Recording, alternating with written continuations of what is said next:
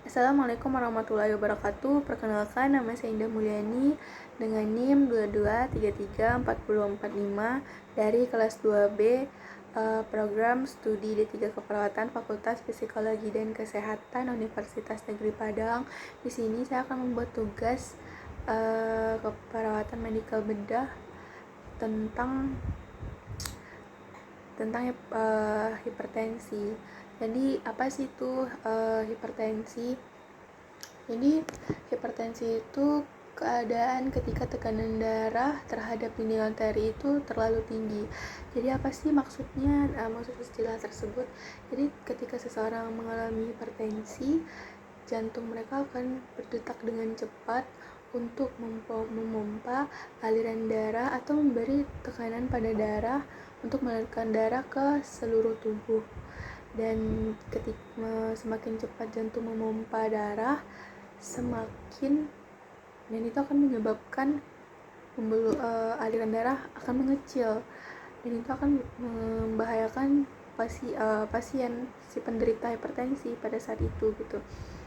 Terus apa sih penyebab dari hipertensi ini? Penyebab hipertensi ini lebih cenderung tertuju kepada makanan itu, seperti seseorang yang mengkonsumsi garam berlebih.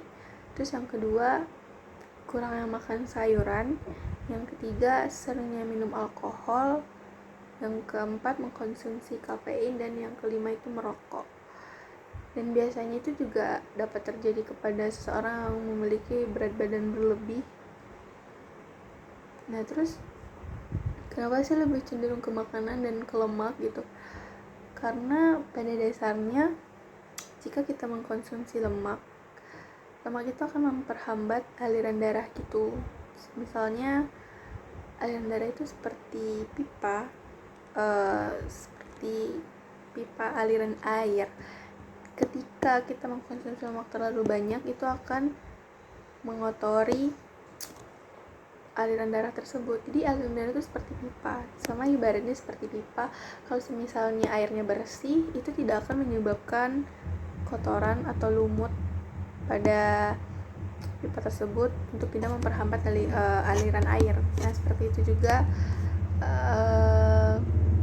aliran darah gitu. Kalau misalnya kita memakan lemak, aliran darah itu akan membuat lemak menumpuk dan mengganggu pada dinding-dinding aliran darah tersebut gitu. Dan itu akan memperhambat aliran darah berjalan, dan itu dapat menyebabkan faktor yang tidak baik kepada si penderita hipertensi, dan itu bisa menyebabkan hipertensi gitu.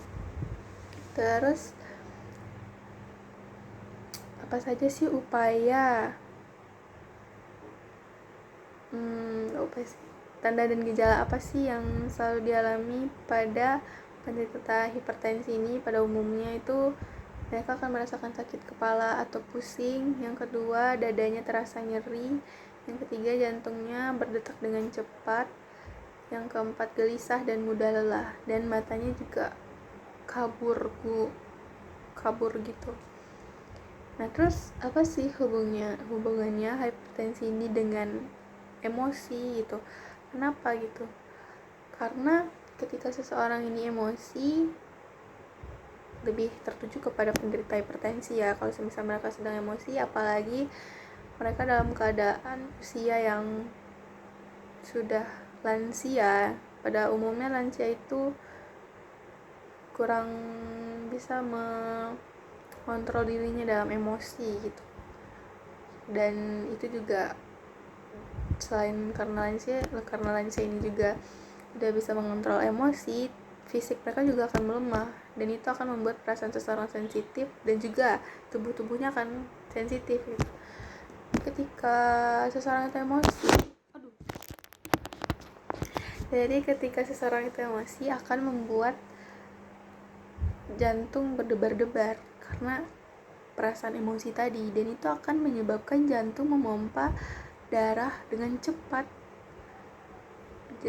dan akan mengarah ke kepala. Karena orang emosi itu dominan karena perasaan emosional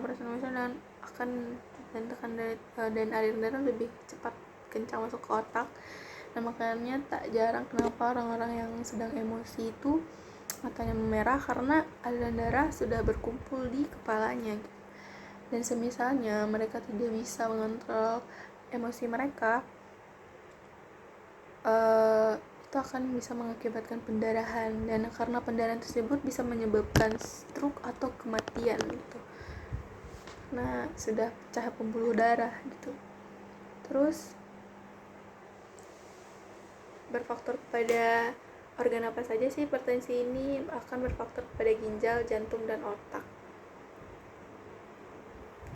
Terus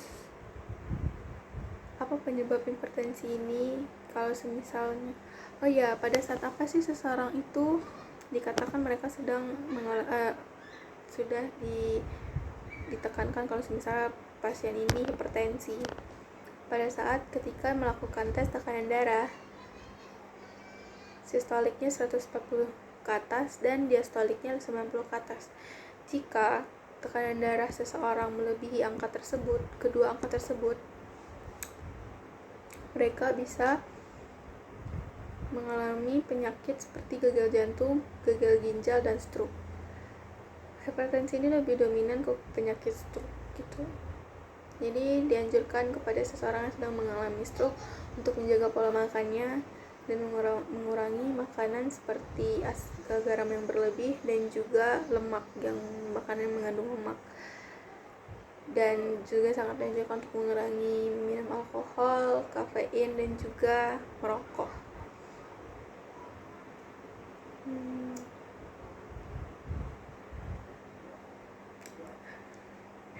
Terus diagnosa apa sih yang dapat diambil dari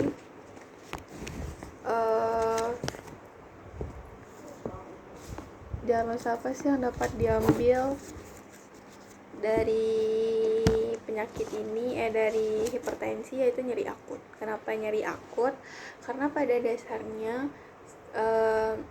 seseorang yang mengalami hipertensi itu sering merasakan nyeri kepala, nyeri dada, ya karena tekanan darah yang cepat gitu. Terus kenapa nyeri akut? Nyeri akut berhubungan dengan apa? Itu dengan agen pencedera fisiologis gitu. Karena pasien hipertensi itu sering mengeluh nyeri gitu. Terus standar luaran apa sih yang kita pakai untuk penyakit hipertensi?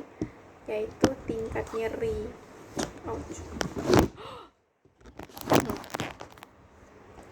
Yaitu tingkat nyeri. Terus tingkat nyeri apa yang perlu diperhatikan? Yaitu keluhan nyerinya menurun, kemampuan menuntaskan aktivitasnya meningkat, beringisnya menurun, gelisahnya menurun, terus frekuensi nadinya membaik, tekanan darahnya membaik, fokusnya membaik. Terus standar intervensi apa yang dapat kita pakai pada penyakit hipertensi ini? Yang pertama itu adalah manajemen nyeri. Kenapa manajemen nyeri?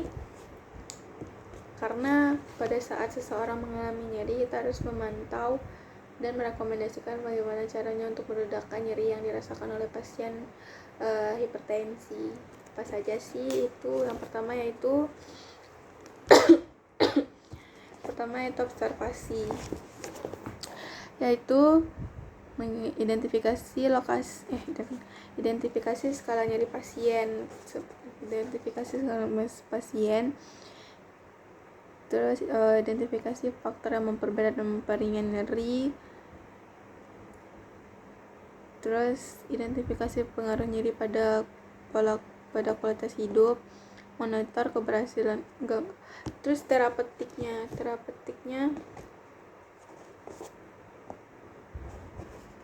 berikan teknik non farmakologis untuk mengurangi rasa nyeri pada pasien. Terus edukasinya, jelaskan penyebab dan periode dan pemicu nyeri. Terus jelaskan strategi meredakan nyeri. Anjurkan monitor nyeri secara mandiri kepada pasien. Terus anjurkan teknik non farmakologis untuk mengurangi rasa nyeri, yaitu yang selanjutnya adalah kolaborasi, yaitu kolaborasi pemberian analgesik jika perlu. Baiklah, sekian hasil video penjelasan saya tentang hipertensi. Jika ada kekurangan dan kesalahan mohon dimaafkan. Wabillahi taufiq hidayah. Assalamualaikum warahmatullahi wabarakatuh.